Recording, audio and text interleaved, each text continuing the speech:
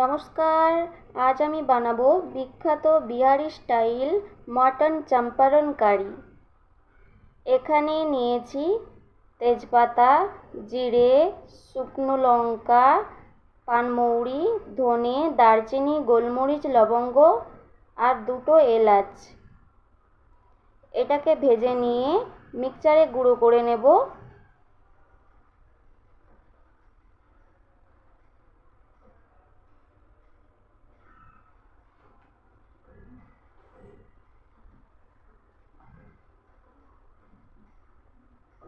ভাজা হয়ে গেছে, এবার ঠান্ডা করে নিয়ে মিক্সচারে গুঁড়ো করে নেব। এখানে নিয়েছি পেঁয়াজ, টমেটো, আদা, রসুন, দুটো গোটা রসুন, আলু। মাংসের মধ্যে আলুটা না থাকলে আমার ভালো লাগে না, আপনারা আলুটা না দিতে পারেন আপনাদের পছন্দ অনুযায়ী। আদা রসুনের পেস্ট বানিয়ে নেব, আদা রসুন আর শুকনো লঙ্কা ঝালের জন্য।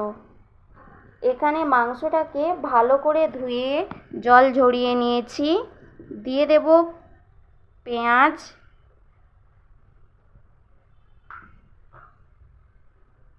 টমেটো, আদা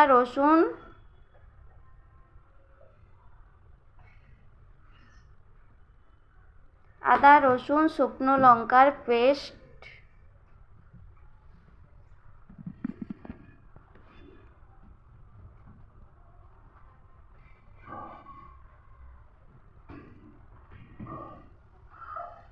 এরপর দিয়ে দেব লবণ পরিমাণ মতো,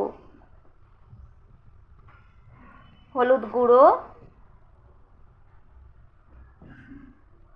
কালারের জন্য কাশ্মীরি লঙ্কা 1 চামচ, যে ভাজা মশলাটা ভেজে গুঁড়ো করে রেখেছিলাম সেটা পুরোটাই দিয়ে দেব।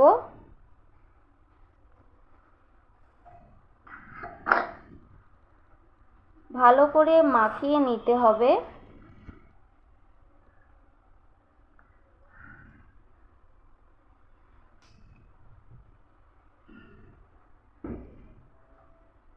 ভালো করে মাখিয়ে নেবার পর দুটো গোটা রসুন দিয়ে 1 ঘন্টা চাপা দিয়ে রেখে দেব।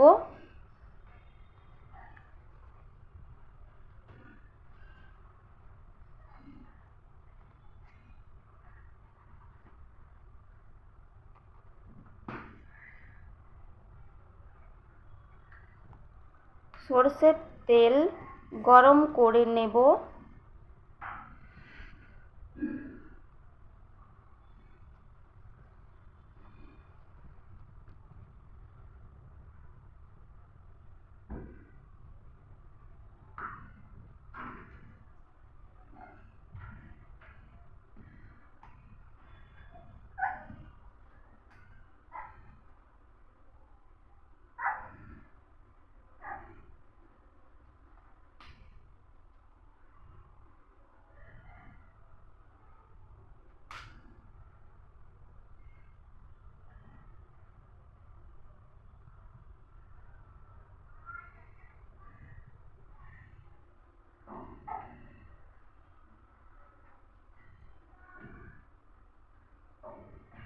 এই গরম অবস্থাতেই তেলটা মাংসের মধ্যে ঢেলে দিলাম।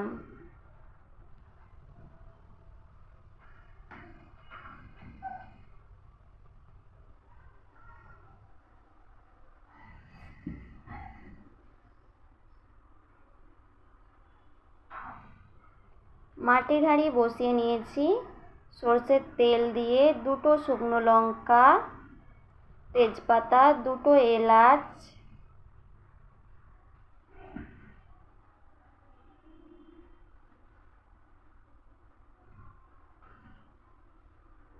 ফোড়নটা ভাজা হয়ে গেলে এবার মাংসটা দিয়ে দেব।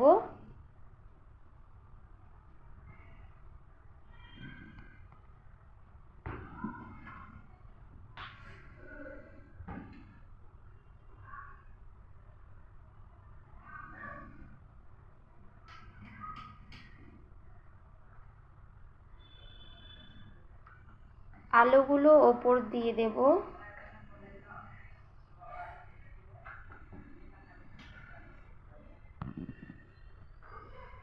পরিমাণ মতো জল দেবেন, বেশি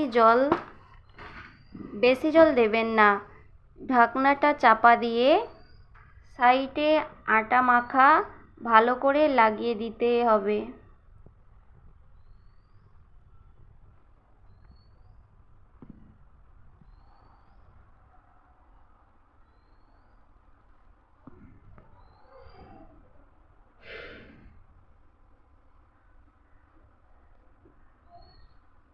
ভালো করে আটা মাখাটা লাগিয়ে নেবেন যাতে বাষ্পটা না বেরোতে পারে। গ্যাস কমিয়ে প্রায় 1 ঘন্টা 10 মিনিট আমি এভাবেই রান্নাটা করে নিয়েছি।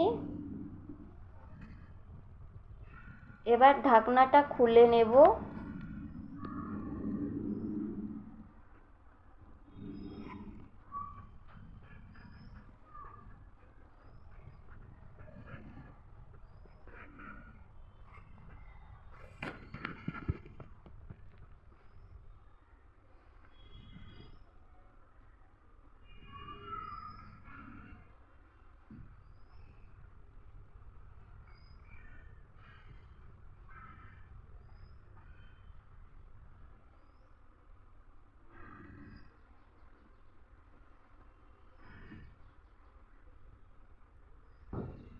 লাস্টে নামানোর সময় ধনেপাতা কুচি দিয়ে নামিয়ে নেব।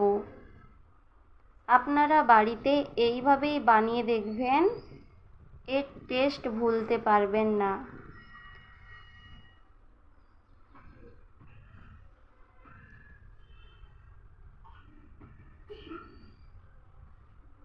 রান্নাটা ভালো লাগলে একটা সাবস্ক্রাইব করে দেবেন। নমস্কার।